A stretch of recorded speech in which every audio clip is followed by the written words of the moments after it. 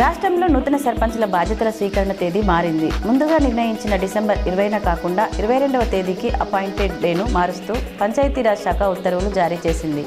20న సరైన సుముహూర్తాలు లేవని, తేదీని మార్చాలని ప్రజాప్రతినిధుల నుంచి వచ్చిన విజ్ఞప్తుల మేరకు ప్రభుత్వం ఈ నిర్ణయం తీసుకుంది.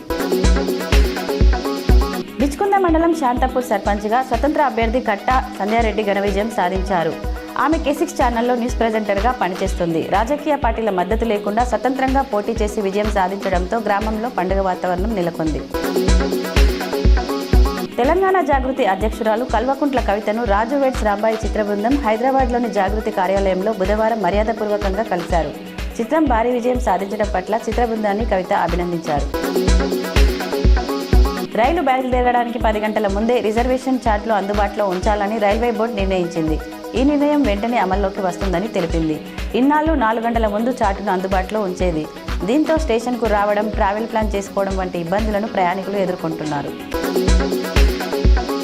నూతనంగా నియమితులైన BJP national working president Nitin నబీన్ను నిజామాబాద్ పార్లమెంట్ సభ్యుడు ధర్మపురి అరవింద్ మంగళవారం ఢిల్లీలోని బీజేపీ జాతీయ కార్యాలయంలో మర్యాదపూర్వకంగా కలిసి అభినందనలు తెలిపారు. ఆయన నాయకత్వం రాబోయే రోజుల్లో బీజేపీని మరిన్ని ఉన్నత శిఖరాలను అధిరోహించగలదని ఎంపీ అరవింద్ ఆకాంక్షించారు. సోనియా రాహుల్పై కక్ష సాధింపు రాజకీయాలకు నిరసనగా ఇవాళ అన్ని జిల్లా కేంద్రాల్లోని బీజేపీ ఆఫీసుల వద్ద నిరసన తెలపాలని TPCC chief Mahesh Kumar INC శ్రేణులకు పిలుపునిచ్చారు. నేషనల్ హెరాల్డ్ కేసులో అగ్రనేతలపై ఈడీ కేసులను కోర్టు తప్పుపట్టిందని గుర్తు చేశారు.